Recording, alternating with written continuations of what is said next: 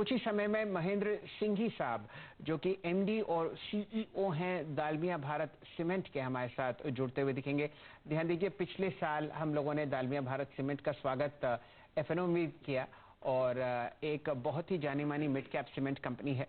यहाँ पर आपने जो तीसरी तिमाही के नतीजे देखे हैं, मेरे ख्याल से सिंघी साहब तैयार हो रहे हैं और कुछ ही समय में वो आप हमारे साथ जुड़ते हुए दिखेंगे। थोड़ी बहुत दिक्कतें थी और वो इसलिए क्योंकि आपने यहाँ पर जो रॉ मटेरियल कॉस्ट हैं वो काफ़ी बढ़ती हुई दिखी। रेवेन्यू फ्लैट रहा, लगभग समझिए 2731 करोड़। ऑपरेटिंग प्रॉफिट में आपने 40% की गिरावट देखी, 411 करोड़। और मुनाफा, कुल मुनाफा यहाँ पर 73 करोड़ रुपए आया, लगभग 60% की डिप। आपके सामने 52 वीक हाई लो सब चल ही रहे हैं और आप समझिए कि यहाँ पर सेल्स वॉल्यूम काफ़ी अच्छा था, लेकिन रियलाइजेशन सिंघी साहब चर्चा करते हुए दिखेंगे वो कुछ खास नहीं थी। महेंद्र सिंघी साहब नमस्कार, स्वागत है आपका सीएनबीसी आवाज़ में। चर्चा होगी आगे आने वाली तिमाहियों पर। नए साल की आपको शुभकामनाएं। और ना सिर्फ दालमिया भारत लेकिन पूरा का पूरा कॉरपोरेट इंडिया इस वक्त रॉ मटेरियल कॉस्ट में जो वृद्धि हुई है, कमोडिटीज में जो वृद्धि हुई है, फ्यूल कॉस्ट में जो वृद्धि हुई है, उससे जूझता हुआ दिख रहा है। सिंघी साहब बताइए, मार्जिन और एबिटा पर टन दोनों आपको दालमिया भारत में परेशानी में दिखे और राइजिंग कॉस्ट की वजह से। अब ये बताइए, आगे आने वाली तिमाहियों में आप क्या सोच रहे हैं, क्या आपको दिख रहा है, क्या ये कॉस्ट्स पर आप दबाव कर पाए? कैसा लगता है आपको ऑपरेटिंग मार्जिन और रियलाइजेशंस आने वाली 2-3 तिमाहियों में? जरूर सर, जरूर। बहुत बहुत धन्यवाद आपका। जैसे आप सबको और आपके दर्शकों को सब पता है कि पिछले 8-9 महीने में जिस तरह से एनर्जी प्राइसेस बढ़े हैं, जिस तरह से कमोडिटी प्राइसेस बढ़े हैं, उससे हर सेक्टर में कॉस्ट ऑफ प्रोडक्शन बहुत बढ़ गई है। और खासकर अगर आप सीमेंट सेक्टर में देखें, जहाँ कोयला है, पेटकोक है, इंडियन कोयला है, इन सब में जो प्राइसेस बढ़े हैं वो बहुत बड़ा फैक्टर रहा है। और इसका हर सीमेंट कंपनी में 300 रुपए से लेके 400 रुपए तक का इम्पैक्ट आया है। और ये जो इम्पैक्ट है ये अभी लग रहा है कि एटलीस्ट अगले 3-4 महीनों में और चलेगा, क्योंकि अभी भी इस तरह से लग नहीं रहा है ग्लोबली भी कि ऑयल प्राइसेस, कोल प्राइसेस और ज्यादा सॉफ्ट हो जाएंगे। अगर मैं हमारी बात करूं या सीमेंट कंपनी के यहाँ की बात करूं, तो जो पहले 1 साल पहले पेटकोक जो है $80 पर टन हुआ करता था, वो अब 170-180, जो कि 210 तक 220 भी चला गया था, लेकिन अभी भी 170-180 डॉलर पे चल रहा है। उसी तरह से इंपोर्टेड कोल है वो महंगा हो गया। और जब ये महंगा हुआ तो भारत सरकार ने या कोल इंडिया ने, इन्होंने भी अपने प्राइसेस 60% 70% बढ़ा दिए। और ये प्राइस अभी सॉफ्ट होते हुए नजर नहीं आ रहे हैं, पर हमें लगता है कि 3-4 महीने में जब ये प्राइस सॉफ्ट हो जाएंगे तो वापस जो मार्जिन है वो इम्प्रूव होगी। उसके साथ साथ में जो खासकर अगर मैं पिछले क्वार्टर की बात करूं, तो उसके अंदर नवंबर का महीना तो सब जगह ईस्ट में, साउथ में बहुत खराब था, because of monsoon season, because of sand problem in east और ऑल दिस। उसके कारण से पूरा जो एबिटा है, पूरी मार्जिन है, वो प्रेशर में आ गया था। और अब जो जनवरी से मार्च का एक क्वार्टर रहता है जिसके अंदर पूरे एरिया में डिमांड अच्छी बढ़ती है, और जब डिमांड अच्छी बढ़ती है तो प्राइस को भी वापस सपोर्ट मिल जाता है। क्योंकि आज की तारीख में सीमेंट हम लोग जो है, जो प्राइस कॉस्ट इंक्रीज हुई है कमोडिटी में, जो एनर्जी में, उसको हम पास ऑन नहीं कर पाए क्योंकि डिमांड भी अच्छी नहीं थी। पर अब चूंकि डिमांड बढ़ रही है तो हमें लगता है कि थोड़ी प्राइस बढ़ने से जो प्रॉफिट मार्जिन या जो एबिटा मार्जिन है उसमें इंप्रूवमेंट आना चाहिए। जनवरी से मार्च के महीने डिमांड के हिसाब से अच्छे लग रहे हैं। आगे आने वाला भी समय जिस हिसाब से पूरे भारत की जीडीपी के ग्रोथ के बारे में अच्छी बात हो रही है, तो उससे लगता है कि सीमेंट डिमांड में भी ग्रोथ होगी। उस ग्रोथ के साथ में प्राइस भी स्टेबल रहेंगे एंड धीरे धीरे करके कॉस्ट भी कम होगी, तो रियलाइजेशन में इंप्रूवमेंट आना चाहिए, मार्जिन में इंप्रूवमेंट आना चाहिए। मैं वही सर पूछना चाह रहा था आपसे कि जो कि आप कह रहे हैं कि अब थोड़ा डिमांड एनवायरनमेंट स्ट्रॉन्ग हो रहा है, जो कि थोड़ा प्राइसेस को ड्राइव करने के लिए, हायर स्वरूप ले जाने के लिए अगर आप देखें एक स्कोप बनाती है। उसको देखते हुए, हालांकि आपने कहा कि पेटकोक की जो प्राइसेस हैं वो स्टिल हायर लेवल्स पे हैं, बट एक तो सब्सटेंशियल डिप आया है पेटकोक प्राइसेस में, कोल प्राइसेस अभी भी काफी स्ट्रॉन्ग है। तो अगले 3 महीने में, 6 महीने में जो ये आपके मार्जिन हैं, इसमें कितने बेसिस पॉइंट के इंप्रूवमेंट का स्कोप है? देखिए, बेसिस पॉइंट का बताना बड़ा मुश्किल रहता है, क्योंकि इनका दो चीजों पे इम्पैक्ट रहता है। एक तो है कि बाजार में सीमेंट के प्राइसेस क्या रहेंगे, और दूसरी है कि आपकी कॉस्ट ऑफ प्रोडक्शन क्या रहेगी, एंड तीसरा वॉल्यूम पे भी इम्पैक्ट आता ही आता है। पर इसलिए जहाँ तक प्राइस का सवाल है, डिमांड कैसी रहती है उस पर डिपेंड करेगा, पर हमें एक पॉजिटिव मूवमेंट लगता है। इसलिए मैं कहूँगा कि जो भी आज आपकी मार्जिन है उससे थोड़ा सा बेटर होना चाहिए।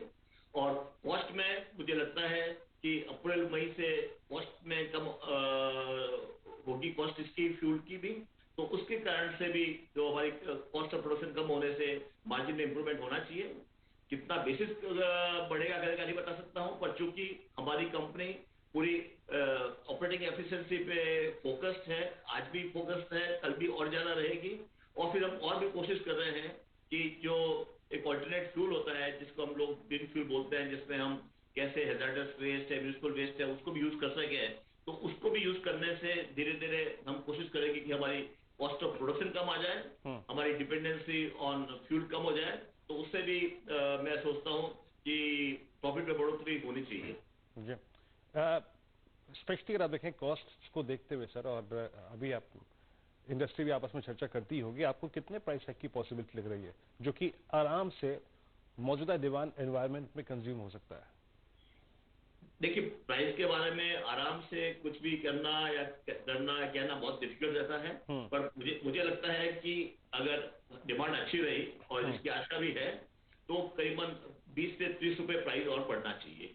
ओके, 20 से 30 रुपए अगर आप देखें तो यहाँ पर अगर डिमांड अच्छी रही तो, क्योंकि सारा डिपेंडेंट डिमांड में रहता है। फ्री इकोनॉमी में आपकी कॉस्ट ऑफ प्रोडक्शन कितनी हो उससे कंज्यूमर को मतलब नहीं है, पर हाँ डिमांड सप्लाई सिनेरियो पे डिपेंडेंट है। जी, सिंघी साहब, हम लोग प्रस्तुत कर रहे हैं अपने दर्शकों के लिए ये जो आपने बहुत शानदार प्रॉफिट ग्रोथ दिखाई है पिछले 5-7 सालों में।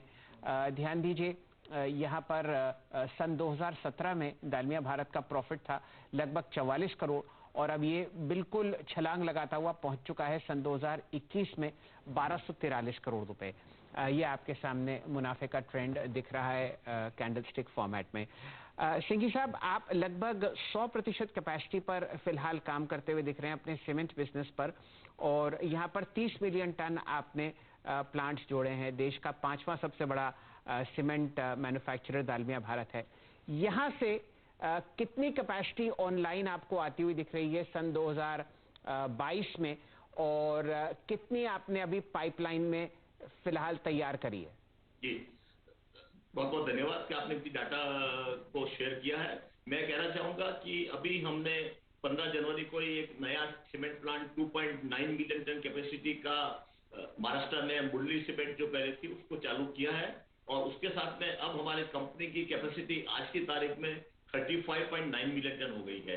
तो जो मार्च 22 को हमारी जो कैपेसिटी है वो 35.9 मिलियन टन रहेगी।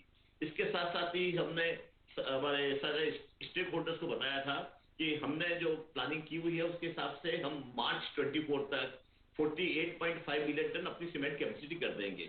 तो उस तरफ हमारा सारा काम पूरा जोरों से चालू है, और हमें पूरी आशा है कि हम मार्च 24 तक अपनी दालमिया भारत की जो कैपेसिटी है उसको 48.5 तक ले जाएंगे। उसके बाद में भी हम लोग काम कर रहे हैं, क्योंकि हमने ऑलरेडी सबको ये भी बताया हुआ है कि हमें अपनी कैपेसिटी को 130 मिलियन टन तक ले जाना है अगले 10 सालों में। उसके लिए भी प्लानिंग की जा रही है, और हम लोग कोशिश कर रहे हैं कि हमारा जो नए एरियाज है उसमें भी हमारी एंट्री कैसे हो जाए, तो वो प्रयास भी चालू है।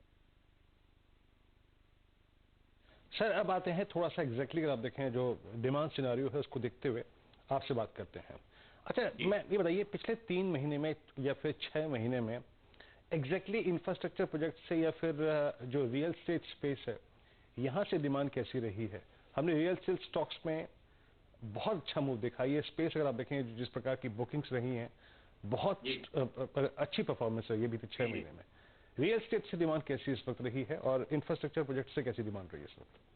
मैं कहूँगा रियल एस्टेट से कंपेरेटिवली प्रोग्रेस अच्छी हुई है। उसके साथ साथ में रोड प्रोजेक्ट्स है वो काफी अच्छे चल रहे हैं। जो दूसरे और थोड़े इंफ्रास्ट्रक्चर प्रोजेक्ट है उनमें उतनी मजबूती या उतनी तेजी नहीं है, पर सबसे जो पिछले 4-5 महीनों में जो एक प्रॉब्लम आई है जिसके कारण से ओवरऑल इंडिया में भी सीमेंट की डिमांड ग्रो कम हुई है, वो है रूरल डिमांड का। अभी ये देखा जा रहा है कि रूरल इकोनॉमी है वो थोड़ी कंपेटिवली वीक हो गई है, मे बी बिकॉज कि लोगों का अनएम्प्लॉयमेंट शायद बढ़ा हो, या जो लोगों के पास में पहले डिस्पोजेबल पैसा हो घर में लग गया हो और अब उनका पैसा नहीं हो।